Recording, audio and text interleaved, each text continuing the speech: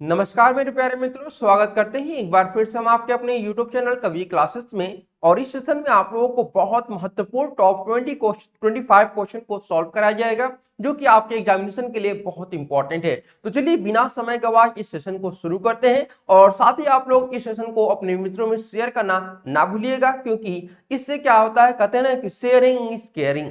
तो आप लोग जरूर शेयर करें ताकि हमें भी पता चले कि आप लोग कितना केयर करते हैं अपने एग्जामिनेशन को लेकर के। तो चलिए बिना समय गवाए आज इस सेशन को हम लोग शुरुआत करते हैं, जो कि आपका जीके का प्रैक्टिस सेट नंबर 11 है, जिसमें हम लोग टॉप 25 क्वेश्चन को यहां पर हल करने वाले हैं। ठीक है, तो चलिए आपका प्रश्न नंबर आपके स्क्रीन के सामने शो कर रहा है। दिया हुआ है कि किस मंगोल सेनापति ने अलाउद्दीन खिलजी को हराया था। किस मंगोल सेनापति ने, यानी उस मंगोल सेनापति के बारे में आपको बताना है जिसने कि अलाउद्दीन खिलजी को हराया था। तो भाई यहाँ पे चार ऑप्शन दिए गए हैं, तरगी, इकबाल मंद, कुतलक ख्वाजा या फिर आपका कदर। तो सही आंसर होगा आपका ऑप्शन नंबर ए, यानी कि मंगोल सेनापति तरगी ने अलाउद्दीन खिलजी को सन 1303 में हराया था। कब हराया था? सन 1303 ईस्वी में इसने हराया था। ठीक है, अगर हम यहाँ पे अगले प्रश्न की बात करते हैं तो प्रश्न नंबर आपका 27 दिया हुआ है कि सर्व कर किस पर लगाया जाता है। सर्व कर किस पर लगाया जाता है? तो यहाँ पे आपको बता दें कि सर्व कर जो है इसे हम लोग सिंचाई कर के नाम से भी जानते हैं। ठीक है, किसके नाम से? सिंचाई कर के नाम से जानते हैं। और यह जो आपका लागू किया जाता है वह जल आपूर्ति बनाए रखने के लिए किया जाता है। ठीक है, और ये सबसे पहली बार जो लगाया था सर्व कर, जो सबसे पहली बार लगाया था वह फिरोज तुगलक ने लगाया था। ठीक है, फिरोज तुगलक ने सबसे पहले आपका कह सकते हैं कि सर्व कर या फिर जल आपूर्ति कर लगाया था, जो कि पूरी उपज का 10% था। ठीक है, यानी कि इस खेत जो भी खेत होगा उस खेत में अगर मान लेते हैं एक बिस्सा खेत है, उस एक बिस्सा खेत का 10% वह उसका वसूल करता था सर्व कर। ठीक है, अब आते हैं अगले प्रश्न की तरफ। प्रश्न नंबर आपका 28 दिया हुआ है, वह कौन सा सुल्तान था जो स्वयं को नायाब एक खुदाई या फिर ईश्वर का प्रतिनिधि मानता था। तो देखिए यहाँ पे चार ऑप्शन दिए गए हैं, इल्तुतमिश, बलबन, अलाउद्दीन खिलजी या फिर गयासुद्दीन। तो सही आंसर हो जाएगा आपका ऑप्शन नंबर बी, यानी कि बलबन जो था वह खुद को ईश्वर का प्रतिनिधित्व करता था। प्रतिनिधि यानी कि वह अपने आप को पृथ्वी पर अल्लाह का प्रतिनिधित्व करता था। वह पृथ्वी पर कहता था कि मैं अल्लाह का भेजा हुआ दूत हूं, अल्लाह का दूत भी वह अपने आप को कहता था। इसीलिए यहां पर नायब खुदाई या फिर ईश्वर का प्रतिनिधि कहा गया है। ठीक है, चलिए अब आते हैं हम लोग प्रश्न नंबर आपका 29 पे। दिया है वह कौन सा मुस्लिम यात्री था जो विजयनगर के दरबार में आया था, यानी उस मुस्लिम यात्री के बारे में बताना है। और वह मुस्लिम यात्री के लिए चार ऑप्शन आपके पास है, अलउमरी, अलबरूनी, इब्न बतूता और अब्दुल रज्जाक। तो सही आंसर हो जाएगा आपका ऑप्शन नंबर डी, यानी अब्दुल रज्जाक जो था वह एक ऐसा मुस्लिम यात्री था जो कि विजयनगर दरबार में आया हुआ था। ठीक है, अगर हम बात करते हैं कि यह किसके दरबार में आया था, तो यह देवराय टू यानी फिर सेकेंड कह सकते हैं कि दरबार में आया था। और सन में अगर हम बात करते हैं तो यह 1442 ईस्वी में यह आया था। ठीक है, चलिए अब आते हैं अगले प्रश्न की तरफ। प्रश्न नंबर आपका दिया हुआ है 30। भाई प्रश्न नंबर 30 का रहा है कि तुर्क शासक शहाबुद्दीन गोरी ने पृथ्वीराज चौहान को किस युद्ध में पराजित किया था। यानी पृथ्वीराज चौहान ऐसा कौन सा युद्ध था जिसमें वह पराजित हुए थे तुर्क शासक शहाबुद्दीन गोरी से? कन्नौज के युद्ध में, तराइन के द्वितीय युद्ध में, पानीपत के युद्ध में या फिर आपका खानवा के युद्ध में? तो अगर हम बात करते हैं यहां पर जो सही आंसर होगा वह बी सही होगा, तराइन का द्वितीय युद्ध। देखिए तराइन का जो द्वितीय युद्ध हुआ था वह 1192 में हुआ था। आप सभी को पता होगा, इतिहास का प्रमुख युद्ध आप लोग अगर टॉपिक पढ़े होंगे तो उसमें आप लोग का इसका जिक्र जरूर मिलेगा, तराइन का प्रथम युद्ध और तराइन का द्वितीय युद्ध। तो तराइन का जो द्वितीय युद्ध हुआ था उसमें पृथ्वीराज चौहान की हार हुई थी। ठीक है, चलिए अब आते हैं अगले क्वेश्चन की तरफ। प्रश्न नंबर आपका दिया हुआ है 31। भाई प्रश्न नंबर 31 क्या बोल रहा है, इसे हम लोग थोड़ा सा समझने की कोशिश करते हैं। ठीक है, कह रहा है कि भारत में दास यानी कि जो स्लेव होते हैं, दास राजवंश की स्थापना किसने की? यानी कि ऐसा राजवंश जिसके सभी शासक किसी न किसी शासक के दास रहे थे। गयासुद्दीन ने, कुतुबुद्दीन ने, इल्तुतमिश ने या फिर आपका मोहम्मद गोरी ने।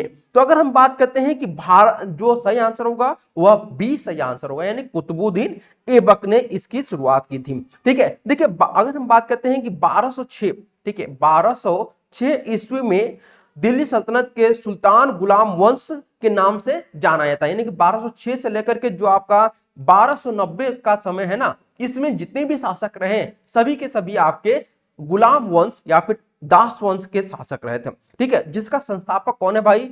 कुतुबुद्दीन। इसका पूरा नाम है कुतुबुद्दीन ऐबक। ठीक है, कुतुबुद्दीन ऐबक इसका पूरा नाम है, इसी ने इसकी शुरुआत की थी। ठीक है, चलिए अब आते हैं अगले क्वेश्चन की तरफ। प्रश्न नंबर आपका दिया हुआ है 32। यह है महान कवि फिरदौसी। महान कवि फिरदौसी किसके राज दरबार की शोभा बढ़ाते थे? यानी किसके राज दरबार में वह राजकवि थे? राजा सुलेमान के, सुल्तान महमूद के, या फिर अलाउद्दीन खिलजी के, या फिर कुतुबुद्दीन ऐबक के? तो सही आंसर होगा आपका ऑप्शन नंबर बी, सुल्तान महमूद के राज दरबार में कवि फिरदौसी राज दरबारी के रूप में कार्यरत थे। ठीक है, अगर हम बात करते हैं इन्होंने कितने छांदों की रचना की थी, तो इन्होंने लगभग 1000 छांदों की रचना की थी। किसके लिए भाई? तो सुल्तान महमूद के लिए इन्होंने रचना की थी। ठीक है, चलिए अब आते हैं अगले प्रश्न की तरफ। प्रश्न नंबर आपका 33 दिया हुआ है। अपने विख्यात नेता चंगेज खान के नेतृत्व में मंगोल प्रथम, यहां पे सही होगा। ठीक है, मंगोल प्रथम बार किस सन में सिंधु नदी के किनारे संगठित हुए थे? 1221 में, 1222 में, या फिर 1223 में, या फिर 1224 में? तो देखिए यहाँ पे सही आंसर होगा ऑप्शन नंबर ए, यानी कि अगर हम बात करते हैं मंगोल प्रथम बार चंगेज खान, ठीक है, प्रथम बार चंगेज खान, जिसको हम लोग चेमुतीन के नाम से भी जानते हैं, चंगेज खान को चेमुतीन के नाम से भी जानते हैं, इन्होंने 1221 में सिंधु नदी के तट पर आया था और चंगेज खान स्वयं को खुदा कहा करता था। चंगेज खान जो था वह स्वयं को खुदा भी कहा करता था, यह भी आप लोग ध्यान रखिएगा। ठीक है, और एक बात ध्यान रखिएगा, एक और बात इसको बोला जाता था कि इसे श्रापित बोला जाता था। ठीक है, बहुत सारे ऐसे इतिहासकार हैं जो इसको श्रापित बोलते थे। ठीक है, चलिए अब आते हैं प्रश्न नंबर आपका 34 दिया हुआ है। तैमूर लंग ने भारत पर आक्रमण कब किया था? तैमूर लंग ने भारत पर आक्रमण कब किया था? ऑप्शन नंबर ए 1226 में, 1398 में, 1442 में, या फिर 1526 में?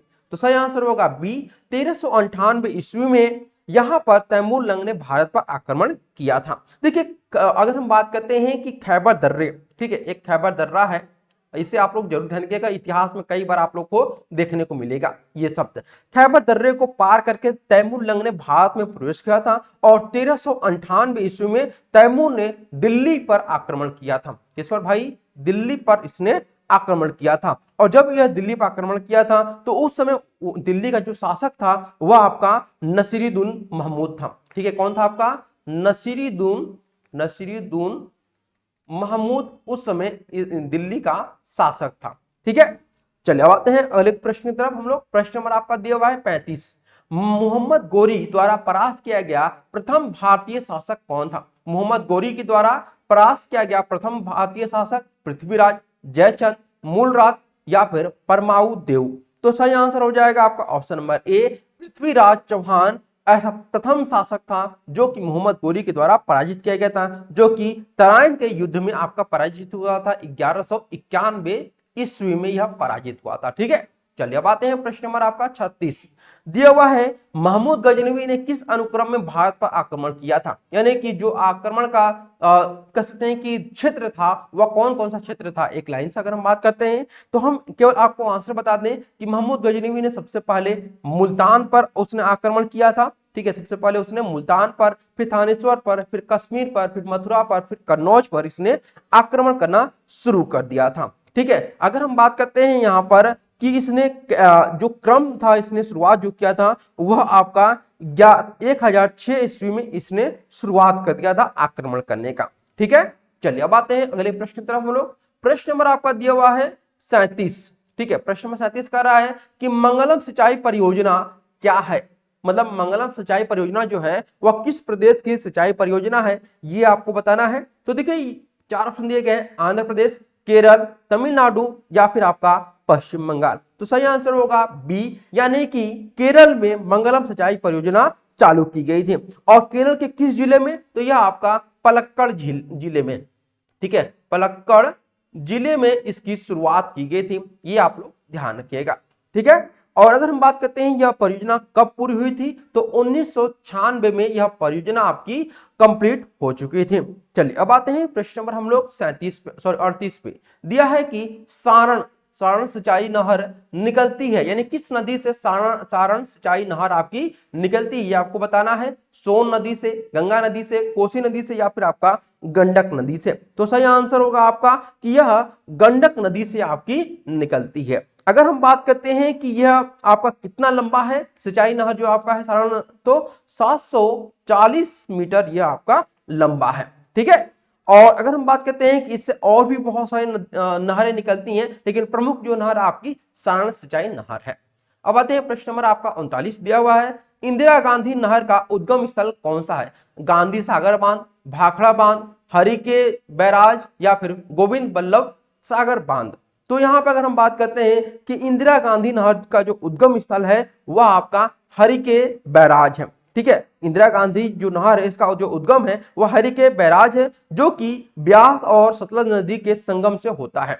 क्या होता है आपका? ब्यास और सतलज नदी के, जो आपका सतलज नदी है इसके संगम से जो आपका एक जगह बनता है वही एक इस जगह का नाम रखा गया है, ठीक है। अगर हम बात करते हैं इस नहर की मुख्य लंबाई कितनी है, इस नहर की लंबाई जो है तो वह 649 है, ठीक है। 649 आपकी इसकी कुल लंबाई है, ठीक है। चलिए बात है प्रश्न नंबर आपका 40 दिया है, राजस्थान यानी इंदिरा नहर कहां से निकलती है? इंदिरा नहर जो आपकी कहां से निकलती है या फिर राजस्थान नहर कहां से निकलती है? चार ऑप्शन, रावी, ब्यास, सतलज या फिर चंबल। तो मैंने अभी आपको बताया ब्यास और सतलज, तो ये दोनों ही ऑप्शन सही होगा, लेकिन यहाँ पे आपको एक ऑप्शन लगाना है, लेकिन यहाँ पे एक ऑप्शन नहीं होगा, हम यहाँ पे दोनों ही ऑप्शन सही करेंगे, ठीक है। तो ये प्रश्न का जो ऑप्शन दिया गया वह गलत दिया गया है, लेकिन यहाँ पे दोनों ही ऑप्शन यहाँ पर आपका सही होगा। अब आते हैं प्रश्न नंबर 41 दिया हुआ है, इंदिरा गांधी नहर का निर्माण कार्य 1958 से प्रारंभ हुआ और उसका उद्गम क्या है? सतलज नदी पर भाखड़ा बांध, रिहंद नदी पर रिहंद घाटी योजना, महानदी पर हीराकुंड योजना, सतलज नदी पर हरिके बांध। तो पुनः हम यहाँ पे इसका आंसर क्या करेंगे? सतलज नदी पर हरिके बांध आपका सही आंसर होगा। अब आते हैं प्रश्न नंबर 42 दिया हुआ है, इंदिरा गांधी नहर जल प्राप्त होता है किससे? ब्यास से, चिनाब से, रावी से या फिर सतलज से। तो नीचे दिए गए कूट से सही का निशान लगाना आपको, 1 और 2, 2 और 3, 1 2 3, 1 3 4। तो सही आंसर होगा आपका डी, यानी कि 1 यानी कि ब्यास, रावी और सतलज, ये आपके तीनों ही सही आंसर, यानी कि इंदिरा गांधी नहर जो है वह इन तीनों से ही जल आपकी प्राप्त करती है, ठीक है। चलिए अब आते हैं प्रश्न नंबर आपका 43 दिया है, निचली गंगा नहर का उद्गम स्थल क्या है? हरिद्वार में, नरोरा में, बरेली में या फिर आपका कानपुर में। तो देखिए जो आपकी निचली गंगा नहर का उद्गम स्थल है वह आपकी नरोरा में है। कहां पे भाई? नरोरा में है। अब आते हैं प्रश्न नंबर 44 दिया है, निम्नलिखित नहर प्रणालियों में किससे बिहार के क्षेत्र में सिंचाई होती है? ऐसा कौन सा नहर प्रणाली जिससे बिहार क्षेत्र में आपकी सिंचाई होती है? ऊपरी गंगा नहर, त्रिवेणी नहर, शारदा नहर, पूर्वी यमुना नहर या उपरोक्त में से कोई भी नहीं या फिर उपरोक्त में से एक से अधिक। तो सही आंसर हो जाएगा ऑप्शन नंबर बी, यानी कि त्रिवेणी नहर से बिहार में सिंचाई जो कार्य है वह संपन्न किया जाता है। अब आते हैं प्रश्न नंबर 45 दिया हुआ है, हरियाली एक नई योजना है द्वितीय हरित क्रांति लाने के लिए, बंजर भूमि के विकास के लिए, मरुस्थल के वनीकरण के लिए या फिर गोचर भूमि विकास के लिए। तो चार ऑप्शन दिए गए, इनमें सही आंसर होगा आपका बी, यानी कि बंजर भूमि विकास के लिए हरियाली एक नई योजना की शुरुआत की गई है, ठीक है। चलिए अब आते हैं हम लोग प्रश्न नंबर आपका 46 दिया हुआ है कि भारत में राज्य पुनर्गठन आयोग की संतुष्टि के आधार पर राज्यों का पुनर्गठन किस वर्ष किया गया था, ये आपको बताना है। तो देखिए सही आंसर हो जाएगा आपका सी, 1956 में भारत में राज्य पुनर्गठन आयोग की संतुष्टि के आधार पर राज्यों का पुनर्गठन किया गया था। अब आते हैं प्रश्न नंबर 47 दिया हुआ है, आंध्र प्रदेश एक भाषाई राज्य के रूप में कब गठित किया गया था? 1950, 1953, 1956 या फिर 1961 में। तो सही आंसर हो जाएगा बी, 1953 में सबसे पहले आंध्र प्रदेश को एक भाषाई आधार पर गठन किया गया था। उसके बाद हम देखते हैं प्रश्न नंबर 48 दिया हुआ है, भाषाई आधार पर भारत में सर्वप्रथम किस राज्य का गठन किया गया था या फिर निर्माण किया गया था? पश्चिम बंगाल, पंजाब, तमिलनाडु या फिर आपका आंध्र प्रदेश। तो यहां पर जो सही आंसर होगा वो हो जाएगा आपका ऑप्शन नंबर डी, यानी आंध्र प्रदेश को यहां पर सबसे पहला सर्वप्रथम गठन किया गया था और कब किया गया था? तो 1953 में इसका गठन किया गया था। अब आते हैं प्रश्न नंबर 49 दिया हुआ है कि सिक्किम भारत का एक सह राज्य एसोसिएट स्टेट कब बनाया गया था? 30वें संशोधन के तहत, 32वें संशोधन के तहत, 35वें संशोधन के तहत या फिर आपका 42वें संशोधन के तहत? तो यहां पे सही आंसर होगा सी, यानी कि 35वें संविधान संशोधन के अंतर्गत सिक्किम भारत का एक सह राज्य बनाया गया था। अब आते हैं प्रश्न नंबर आपका दिया हुआ है 50, दिया है कि लोकसभा में संघीय क्षेत्रों के लिए कितनी सीटें आरक्षित की गई हैं? 30, 27, 25 या फिर आपका 20? तो यहां पे जो सही आंसर होगा आपका ऑप्शन नंबर डी 20 यहां पे सही होगा, यानी कि लोकसभा में संघीय क्षेत्रों के लिए 20 सीटें आपकी आरक्षित की गई हैं।